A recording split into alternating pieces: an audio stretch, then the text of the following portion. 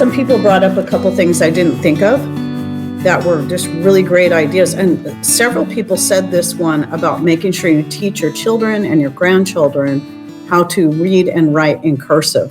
Now, as a homeschooling mom, this was a mistake that I made. I was going to kind of ease them into cursive. I was teaching them italics, but I guess the reason why I didn't see it as important because my cursive was so bad that when I got into 8th grade, my teacher said, you know what? Okay, you know how to write in cursive, but your handwriting is so terrible. I think you should go back to printing because you can't read your handwriting. So I went back to printing and I hardly ever use cursive anymore, except for sign my name. So I only really taught the boys how to sign their name in cursive was it, and worked with a little bit of italics. Italics, if you've never seen italics in homeschooling, it's actually the next step from the step between printing and cursive. And it sticks with more basic letters, but you still have a way of writing where you can connect all the letters. Well, it wasn't until, I don't know, I was pretty much done schooling my kids where I realized what a mistake that was to not get more serious about teaching them cursive. And that is because, like, I ended up with a couple of postcards that my grandfather, when he was in World War II, he was in Italy, had sent to my dad when he was a little boy. And then my grandfather, March or April of 1945, he ended up running over a landmine and he passed away. So I never met him.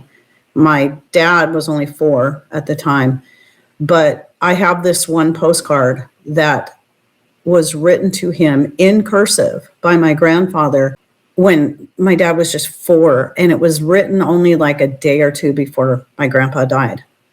And I'm reading this thing and I'm realizing that future generations wouldn't be able to go back and see that postcard, and they'd think it was a completely different language. And so this is why it's important to at least learn cursive and know how to read it, because there could be a lot of written down information that's going to be lost because our future generations will have no idea how to read it. Writing it is a good idea, but being able to at least decipher it, to be able to read it, is going to be incredibly important. That's the one thing I regret not doing as a homeschool mom, was teaching them more seriously about cursive. It's not that I didn't cover it at all. It's just I wish I would have taken it more seriously with them. So then another one that somebody mentioned was the importance of learning how to cook on a wood stove, an open fire, and other such. And of course, I have videos on this. I have a video I did 2 years ago, maybe. I don't remember how long ago it was, where I show my basic off-grid kitchen setup, which isn't really a kitchen. It's just my living room with a wood stove in it. And that's because that's where my wood stove is, just standard wood stove. It's not a cook stove. But I've been cooking on it for a good number of years. I use it for everything. But even not just that, but, learning how to cook inside a wood stove on an open flame, considering, learning other ways that you can cook things. Even if you're one like me who has a wood stove, who depends on it a lot during the winter time, during the cold months, even if you have a wood stove and you think a wood stove will never break down, you'll never be without your wood stove. Well, let me tell you, sometimes things can go wrong. And for a few weeks now, I haven't had my wood stove, which has been a real bummer. Thankfully, we are not fully off-grid. So I did have to clean out my electric heaters, and I've been using those, but I still keep the heat as low as possible, and we bundle as we need. Shutting the curtains, trying to hold in as much heat as possible so I can save money, because I'm like, oh man, our heat bill, our electricity bill is going to skyrocket just by having to use the heat. Thankfully, we're also getting in a time of the year that I'm slowly being able to plug more and more things into our solar power to help offset that. So yes, we have public power, so I can still use my electric stove and oven. But I also have, for the many, many power outages, which we had one this morning. I was right in the middle of shooting a video. Bam, power goes out. But then it came back on. It was only out for a few minutes, thankfully. But it could suddenly go out again. No, it's just another one of those reminders. What do you do when your main source of heat and cooking is gone? Even if you're already totally off grid, what do you do when you've got some repair work that needs to be done on your wood stove or on your chimney or whatever? Well, if we do have another power outage, which we will, it is inevitable. I have a plethora of other ways I can cook. So if I don't have my wood stove, I don't have the public power. See, we covered these bases because I was thinking more if we had a power outage in the summertime where I don't have a wood stove going and it's too dark for me to use the solar oven outside, well, just off right over here by my sliding glass door, like you've heard me mention many times, I've got a camp oven / stove that I can use. I have it by the sliding glass door because it is propane. And so if I need to use it, I can open up that door and get some ventilation. Okay, so that's why it's there. But then we also have just your standard camp stoves. We got a couple of those green Coleman camp stoves. I don't even know if they make them green anymore, but the ones we have are green. We picked one of them up. It's all rusty for $1. So if you watch my recent this and that video where I was talking about the camping, Patrick camping out of the box truck and how he set that Coleman camp stove up there. That was the one we picked up for $1 at a garage sale. We've got our barbecuer. So I have the rocket stove too. I mean, there's so many different ways that we can cook. Heating will be a little bit more of a challenge, but we can stay warm. We have good insulation. We have lots and lots of blankets. We even have a little tent that we bought just in case. There's no power, there's no heat, and we have to try to stay warm, and we can set that little tent up inside the living room and close everything off to try to hold in as much heat as possible and sleep in the tent. But normally I'm too hot at night anyway, so I never heat the bedroom, ever, never, ever heat the bedroom. So I don't think would ever come to that.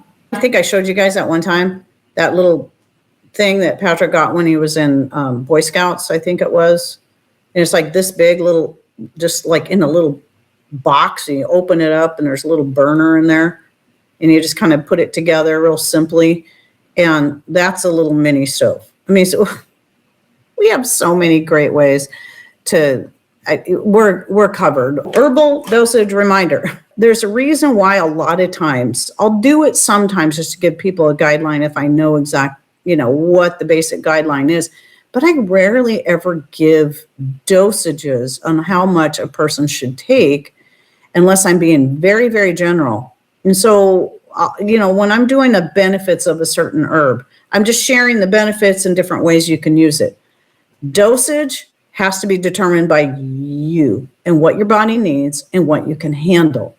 What medications you may be on, maybe you shouldn't even take that herb, what allergies you have, etc. Everybody is different, depending on, there's so many factors that can come into play. I don't know what dosage is going to be right for any one person. I don't even know what dosage is going to be right for me when I start using a newer medicinal herb or tincture that I've made, because I'm not going to know. I have to start small and work my way up and listen to my body. So it's just like the nori. I was talking the other day about nori, and I did shoot that video on the benefits of nori, and I did come across a place that gave a general guideline of, for adult, 3 to 4 sheets a day. For a pregnant woman, 4 to 5 sheets a day because, she's got 2, right? that need the nutrients, and a child 1 to 2 sheets a day. But those general guidelines could be totally wrong for one person over here. Maybe it's not enough. And for this person over here, maybe it's too much. It's all going to depend on how your body processes stuff, especially when you're talking about minerals. Some people, like people with thalassemia, have a tendency to store iron and in certain other minerals that it can be easy to get too much. And you get too much of anything, it can make you very sick. So I'm paying attention, adding that nori, knowing it also has a lot of iron in it, but it's in a natural form. And I also have to be careful with iodine and how much I get. I'm paying attention to my body. And so I'm sticking right now to the lower end of the standard recommended dosage of 3 sheets a day, spreading it out through the day. I feel pretty good. It's been great to start feeling better again after what I've been dealing with. And again, as I said the other day, I think it was Tuesday, that I did that spontaneous live thing. And I was talking about, the battling with the Epstein-Barr virus. And I will be shooting another standalone video on that. But like I said, the original video I shot was back in either 2021 or 2022. And I only published it directly to Rumble because I didn't trust YouTube with it. But when I do this next one, I'm going to publish it on YouTube. I just have to kind of be careful how I word certain things. I just want to be able to, I've been kind of nervous about it, going over it. But with some of the changes I've made, like adding the nori, taking more turkey tail, and some other things, I feel that I'm really feeling led that I need to do this update, especially considering 95% of all adults over the whole entire world are infected with Epstein-Barr virus. They just don't know it. Basically, it's latent in most people, and an active form is what gives you that extreme body fatigue. It can make it hard to do any physical activity whatsoever, which is what I've been struggling with, and several other things. It can also cause throat issues as well. So I think the thing with going on with my throat isn't just the nodules on my vocal cords, which I know is definitely a part of it. But I think there's some of the more extreme stuff has been because of that. I just kind of keep praying about it. It's like, Lord, should I do this video? And if so, I really need guidance because I want to make sure I get good information out there that can help people. Because I know more and more people are dealing with it due to the 2020 virus that activated it in a great amount of people. So I really kind of felt a confirmation when yesterday I got an email from somebody asking me about that original video I did and how she can't find it because she found out she was diagnosed with the active case of EBV, which is what we call it. And, that's obviously the acronym for Epstein-Barr virus. And then talking to a couple other people that are dealing with it, I just feel like it's information that needs to get out there because I think a lot of people, they don't know what's going on. They don't know what's going on in their body. And unless they're getting the blood work to get it checked, they're never going to know. 95% of the world's population is infected with this virus that they've known about since the 1960s. Whether they actually just discovered it or created it, who knows? But so many people have no clue. And a lot of people just think mononucleosis is its own standalone thing. It's not. It's Epstein-Barr virus and activation. And Epstein-Barr virus also causes chronic fatigue syndrome. And it also causes fibromyalgia. And it also causes cancer. And it also causes, you name it. It's at the root of a whole bunch of things, and most people have no idea they're carrying this virus. All it takes is a certain type of stressor to set it in motion. Just text message, beep, beep. It can be, emotional stress. It can be physical stress. It can be just simply getting a cold. A certain kind of cold, not just any cold. Initially. And then once it's been set off, it's going to lower your immunities. And every single time you get exposed to the most simple cold or flu, you might only have that for a few days, and then it sets you back again, sets you backwards again. And that's what I've been battling with, especially in the past year. It's been most difficult in the past year. But ever since 2021, it's been a battle. But this past year has been hardest. So I'm going to do this video. I'm going to pray about it. And, and please, anyone who doesn't mind praying, that God gives me the wisdom and the right things to say and the right information to put out there so that more people can learn about it and understand. And there's no cure. There never has been a vaccine, and I don't think they want one. I don't think they do. Not that I would take it anyway if they had it. There's really nothing you can do to get rid of it, but I do believe there's ways that you can manage it. And I think a lot of it is also about building our immune system as best we can, or rebuilding it, because it does knock your immunities down. And sometimes it's kind of like having to rebuild again. Okay, let's move on to a different topic. This is one that people say to me a lot when I talk about how, cleaning out my blender isn't my favorite thing to do. And in any video where I've said that, there's always somebody, I'll use my blender a lot. It's just not my favorite thing to do.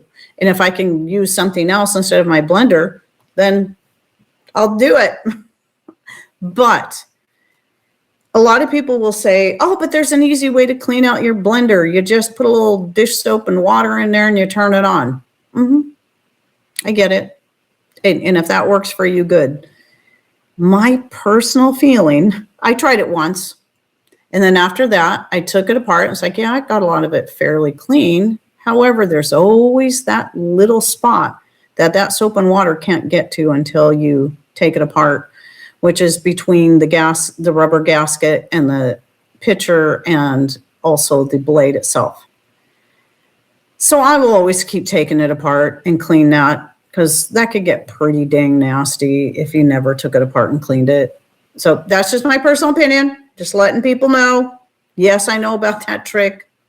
Just like I know about that, you can take a regular mouth jar and invert it and, put your ingredients in there, invert it, and then you just leave. I won't do that ever again. I don't recommend it, because if you're using any kind of slippery type, maybe you got oil in there, anything fatty that could possibly coat the rubber gasket, what's going to happen is, because that jar doesn't fit the same way as the pitcher, the glass isn't as thick, what's going to happen is that gasket is going to slip out of there and it's going to chew up the rubber gasket and you're going to have to replace it. I had it happen to me twice and I said, okay, I'm done. Never doing that again.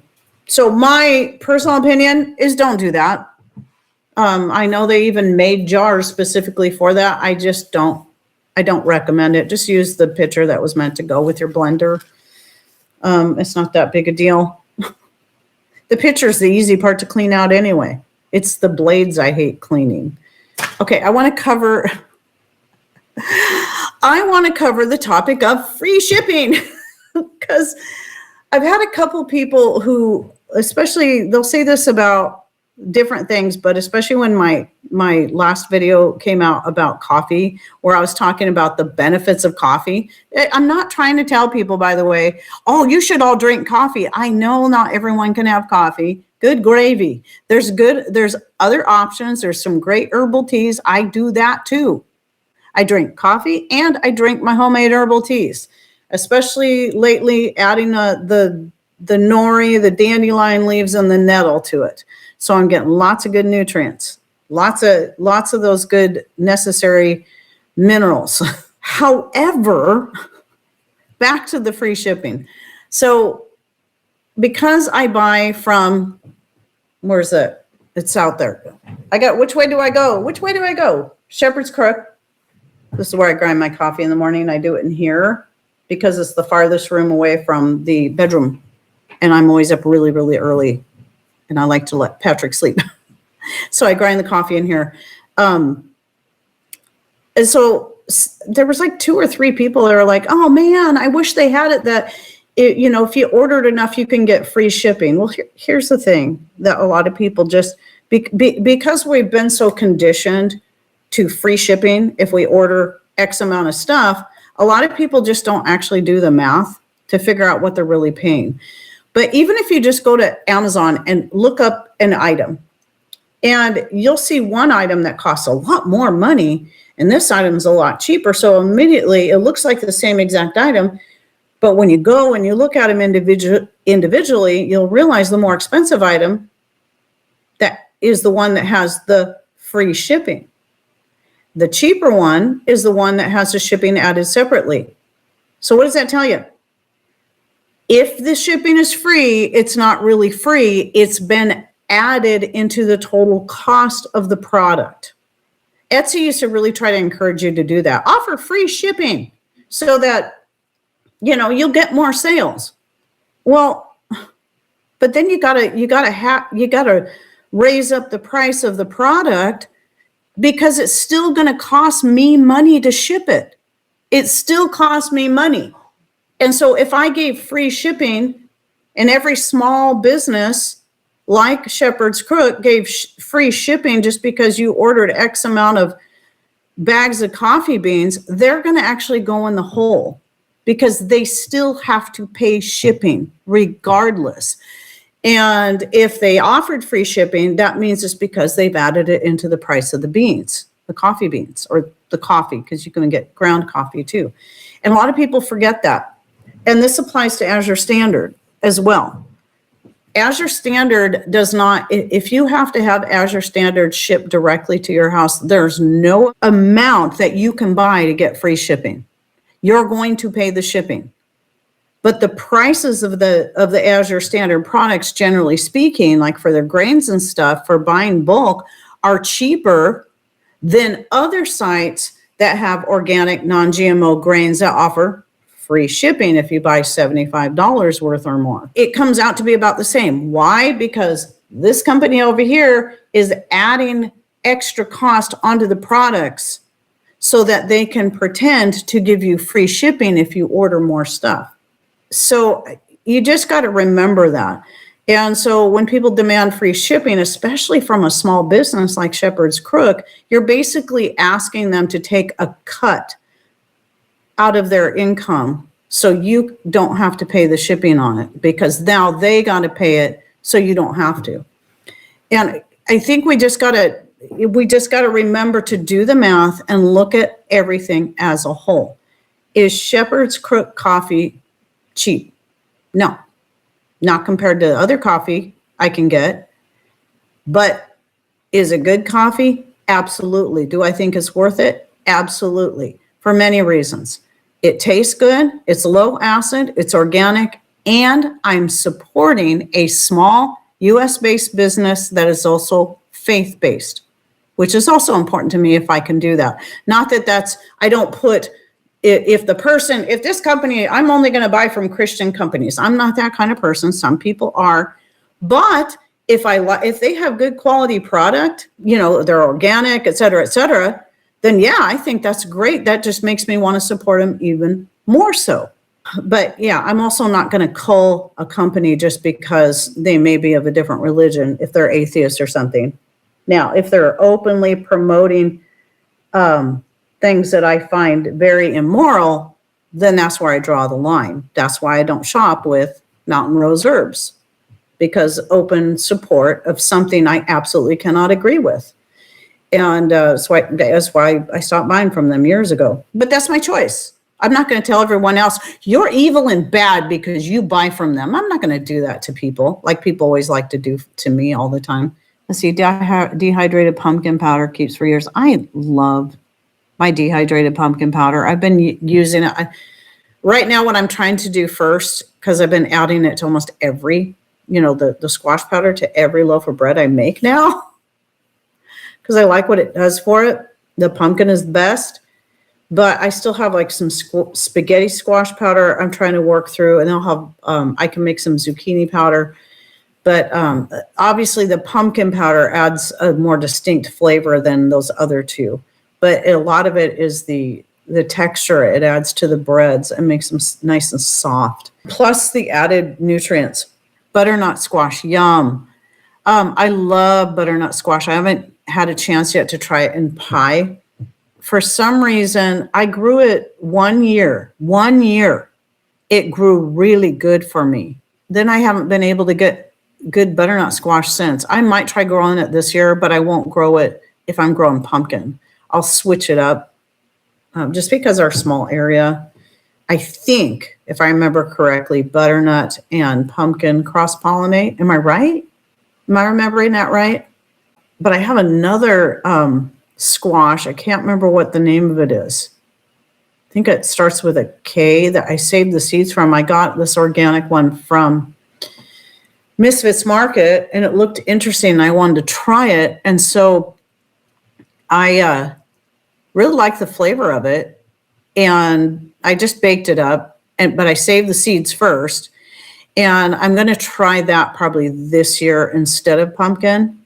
And I think I looked it up, and I don't think it cross-pollinates with cucumber. So I'll have to double check, because I'd like to grow a cucumber this year. I didn't grow it this last year because I didn't want it to cross-pollinate, and I was planning on saving this pumpkin seed. If I'm going to save the seed, I'm not going to grow them side by side, or well, I don't grow them side by side. I just can't even grow them in their own separate areas that are enclosed, each of them enclosed, and they'll still cross-pollinate. And then I get like the cucumbers will turn, they get terrible. So I'm not doing that again.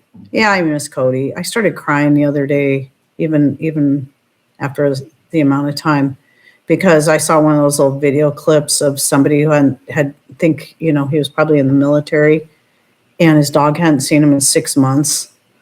And I usually just love those videos. And I saw it. I'm like, oh, how sweet. But then I started bawling. I'm like, okay, I can't do this. It's rough. We miss our little guy, sweet little guy. I mean, she's been a lot more needy and cuddly, especially now that, Cody's not around here.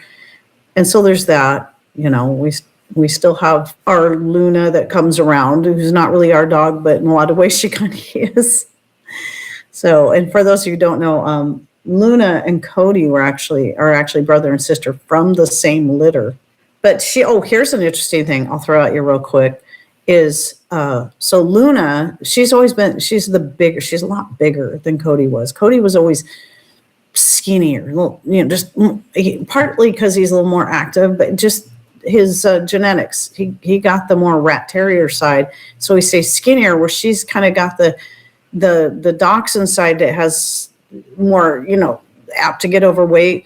So she's got the lipomas, the little fat globules. She had one here, and she's got one here. She's got one on her leg. She's got one on her throat, and one on her stomach. And I've been learning more about, turkey tail mushroom in regards to dogs. And I had somebody tell me that they started feeding their dog some turkey tail mushroom, adding the powder to their food. And it was dissolving their different tumors, some of them being lipomas and some of them being I don't know what. And her little lipomas are starting to shrink. As they first start, they get squishier, they get softer.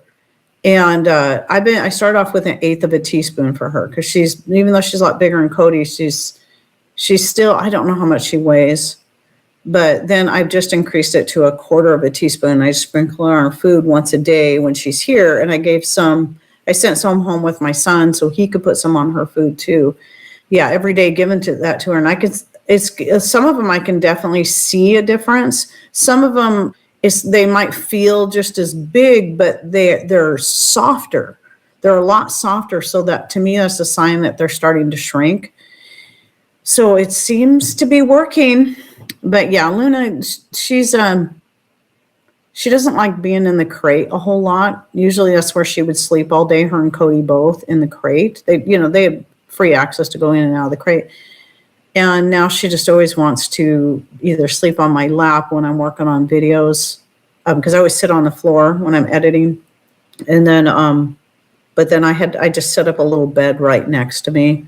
So if she's not on my lap, she'll sleep on that little bed, because she just needs to be close to me. And I'm pretty sure that's why. She's always been a sweet dog and loves cuddles, but I noticed that she needs them a lot more now. And I'm pretty sure that's why. I think it probably feels a lot more lonely in that crate when she, so she doesn't go in there a whole lot unless she's trying to hide from the grandbabies.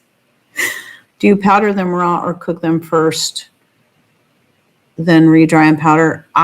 What I did, Tammy, was I have all that turkey tail mushroom that we've collected and dried from our own piece of property.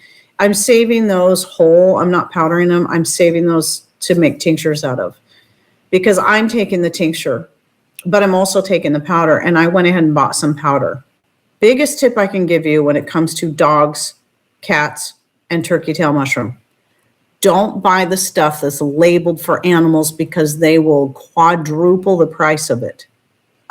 If it says for dogs, then they will just jack up that price. Okay, so comparison. I found some that ended up price per ounce being like $1.50 an ounce. That still sounds like a lot, but just listen to this. The stuff that was labeled for pets, $22 an ounce. $22 per ounce. So just look for the powder. That's the one I got that had the best price I found on Amazon. I bought stuff from this brand before. It's not labeled as organic, but I'm not personally concerned about it when it comes to turkey tail mushrooms. There's certain things I'm more concerned about being labeled as organic, but they're mushrooms. Okay? If mushrooms don't need special fertilizers and pesticides. It's packaged in a brown paper bag. They sell other products. By the way, I was reading the reviews under there to see if anyone was using that for their dogs.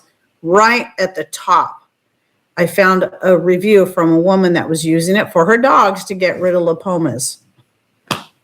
So, yeah, anything that's labeled for a pet, they can just jack that price way up and charge a whole bunch more. So, seems to be working pretty good for the dog so far.